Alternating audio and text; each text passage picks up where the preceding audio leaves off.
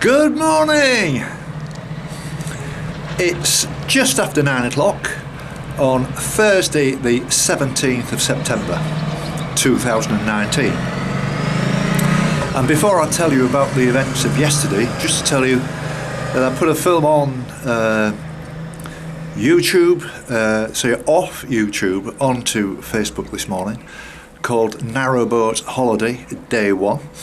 Which actually happened, day one of that was actually on September the 17th, 2017, 2 years ago, so it's like the anniversary of that.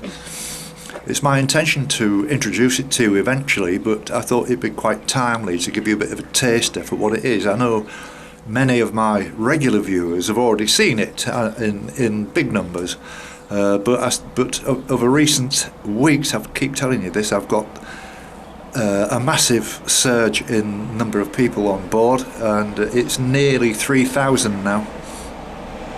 And I thought that this might give you a little bit of a taster for, first of all, who I am, and who my wife is, and who my father-in-law is, and it might tell you something about this story, but I do hope you enjoy it. It's a completely different style of film. Obviously this is very much an adventure film featuring just me on a walk around the UK, whereas that was like a family holiday. And the reason I want to show you it, it's become very popular on YouTube. I know there's quite a number of boaters who watch the boat films and also this, and so it's up to you. You might like it, you might not. It might be a bit too slow for you, it might be a little bit personal for you, or I don't know. It's a family holiday, but I did make quite a nice video of it, and there's a lot of humour involved, and it was just like three rookies going off on a narrowboat on the Leeds and Liverpool Canal, and day one is a bit of an introduction really to our backgrounds in terms of what our connections with boats. And once you've got through that, it does actually start off quite well. But if I can tell you that day two is worth watching, it features my father-in-law Harry, who was then, I think he was about 94, 95, something like that, and for the first time ever in his life he drove a narrowboat and drove it into a loch very successfully. We had one or two teething troubles in getting it right between the three of us, because we were all new at it and working together, but it did end up actually after 3 or 4 days where we became quite proficient, and we thoroughly enjoyed it and relaxed and had a great time, and I do hope you enjoy it. It's going to be a lengthy introduction this morning as well to tell you what happened yesterday. I'm sat now in a bus shelter in the middle of Dornoch, where, having walked up from Tain to here, I arrived here around about sort of, I can't remember exactly, but it would have been around about 2 o'clock, and I came here and looked at the timetable and everything, and I'd just missed one bus and had to wait for the next one, and I had to wait until 20 to 4. So, and the weather was appalling. It was pouring down with rain, heavy showers, all the rest of it, and it was very cold.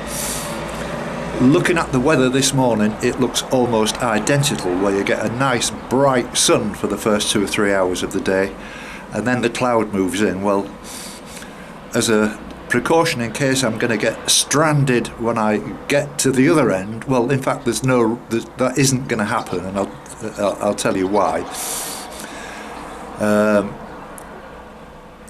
Because at 4:40 I was sat here with a guy from Bangladesh, and he spoke English but not very good, and 4:40 came around and a bus pulled in, which was the X99, offloaded quite a number of people, and then another bus came in that said X98, and so we thought, right, that's the one. So we watched the X99 leave and got on to the X98, and he said, "I'm sorry mate, I don't go any further than this. This is the end of my day on the X98. I'm changing it now to an X27 or whatever number it was," which meant we were stranded really.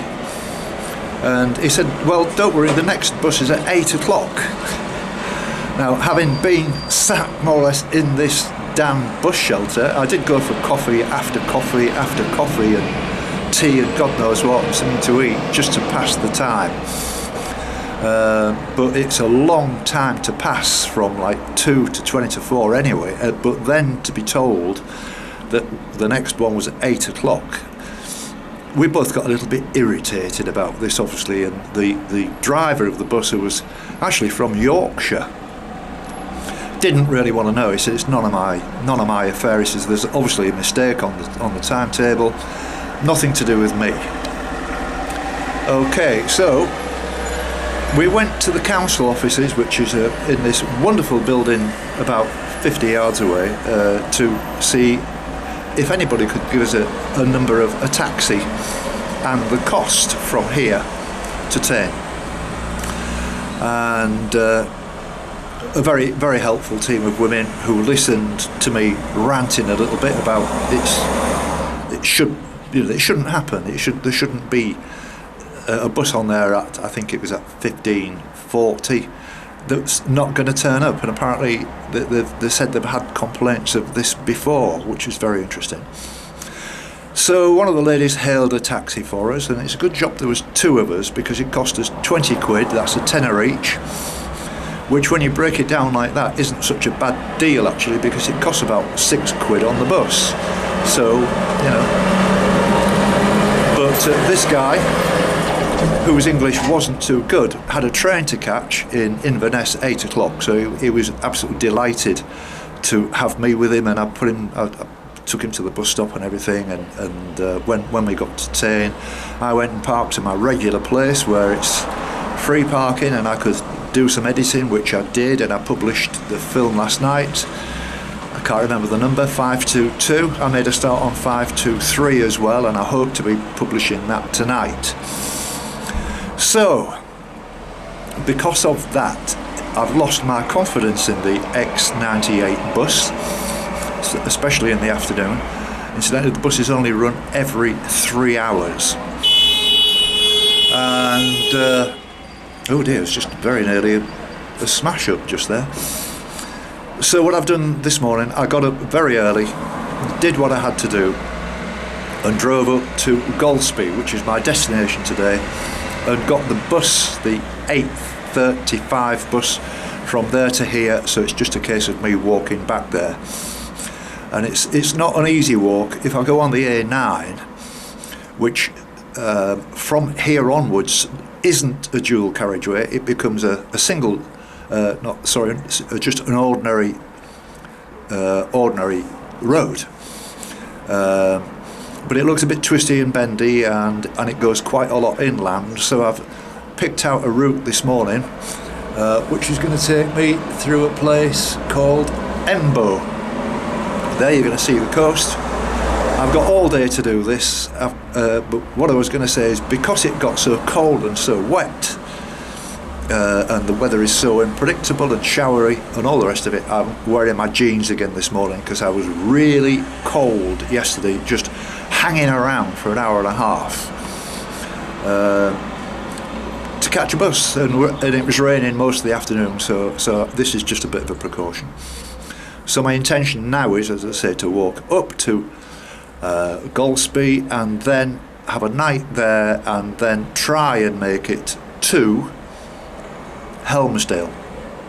I've got a friend in Arnhem in Holland who's got some friends who I've got the phone number of, and I shall be giving them a call tonight, because my friend Jan mentioned that I'm passing and would I like to stay there, and I've got the telephone number of the people. I'll give them a ring and sort it out, and then that leaves Wednesday. I'm not entirely sure what I'm going to do. Obviously I've got to get back from Helmsdale back to Golspie. Don't know how I'm going to do that. Probably again the same bus, but we'll see. And then on Thursday Ralph comes, and I'm meeting him in Wick. We've booked a campsite for 3 nights. That's Thursday night, Friday night, Saturday night, meaning that we're going to be arriving in John O'Groats on Sunday afternoon. So if for any reason any part of this walk doesn't get done because of it's important that Ralph comes and goes on time, and he's bringing his wife with him as well. That means that on the way back down south again, I can finish off those little stretches. So that's the intention. So, a lot to tell you. Again, I'm sorry. I've got no idea what's going to happen today.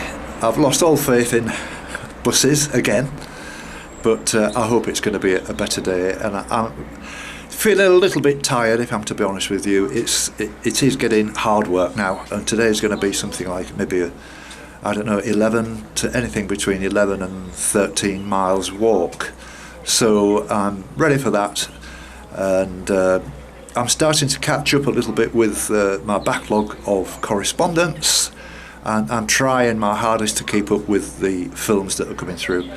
Just to warn you, if that's the right word, tomorrow is the 18th of September, and my all-time hero in life, I think, Jimi Hendrix. I know he's not everybody's cup of tea, but certainly in my day he was. Well, he died on the 18th of September 1970. So tomorrow is the 49th anniversary of his death. Now, I used to have a band, and the Purple Van is a result of that. It was called Purple Haze, and I used to play Jimi Hendrix. I've played in several Jimi Hendrix bands over the years, and so I'm going to show you a concert that we played in Bulgaria, in Sofia, in the capital. It's only maybe about half an hour, but I'll put that on as well. I hope you like it. It was during the demonstrations of the people against the government in 2013, and it was immediately outside the Houses of Parliament in Bulgaria, and we were hired because we were the noisiest band around, playing the music of what the Bulgarian government considered to be an enemy, because he was a capitalist, because he earned a lot of money, and he used to sing songs about sex, drugs and rock and roll, basically. So I hope you enjoy that. There's three of us in the band. You'll easily distinguish Yavor, the lead guitarist. He's on the right with the long hair. I'm on the left with a black bass guitar, and Rosen is on the drums in the middle. And it was a great concert, and I hope you enjoy it. So, after all of that, okay, the new. There's a bra bricht moonlicht nicht tonight.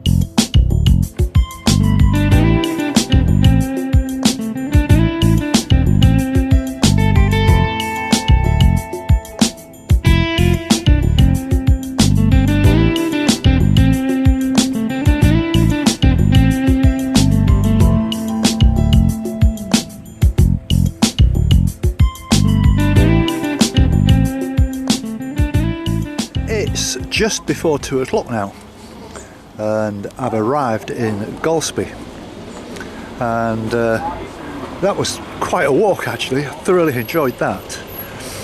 I cut out a lot of the walking on the A9. I think you've seen enough of that. It was almost like walking on just quite a normal, average sort of road, trunk road. It could be the A63 or any sort of major road really, but nowhere near as busy as I expected, and certainly less dangerous than a dual carriageway where they're going past you really, really fast. But again, the curbs weren't too bad and the grass wasn't too bad, and I just got used to it, and nothing to complain about today. I mean, that scenery and looking at the seals and all this kind of stuff is absolutely stunning, fabulous. And I expect that's set the standard really now from here on. And we're looking out direct to sea now. There's no, like Ross and Cromarty as an example, which kind of shielded the sea from view. We've got the full sea now, and I passed a sign somewhere along the route, I can't remember, and I think it said by memory 45 miles up. I might be wrong actually, but we've still got I think maybe 65 miles. Still got 2 hard days walking, and I'm considering having a rest now that I'm back here and the van's here, which is one of the good things about doing it the way I did it, where you catch the bus first thing in the morning. It kind of has a twofold effect. It really spurs you on to get back, because you've got to do the walk to get back to the van. You've got no other choice. And it was only about 11 miles, so it was only like 3.5, 4 hours, so that's not bad really. And as I say, it's definitely quieting down now. There's still a lot of camper vans and all that sort of stuff around. There's still sort of holidaymakers here, but not in so many numbers. But then again, I'm not in the places where there's the beaches and the kids and all. It all seems very different. But there's definitely a drop in the temperature. So what I'm going to do is, I feel a bit tired.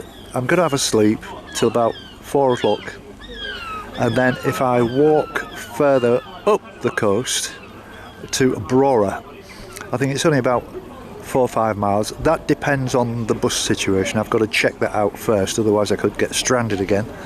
But it's only 4 miles. Even in a taxi, it's not going to cost much. And that 4 miles will make all the difference, and it will make up for the 4 miles that I missed yesterday when it rained and all the messing about with the buses. So that'll put me back bang on schedule. But I'm just having a cup of tea now. I'm just chilling out for a little bit. As I say, I might have a sleep and then see how I feel when I wake up. But if I don't decide to do that walk, I'll see you in the next film, and thanks for watching. Bye now.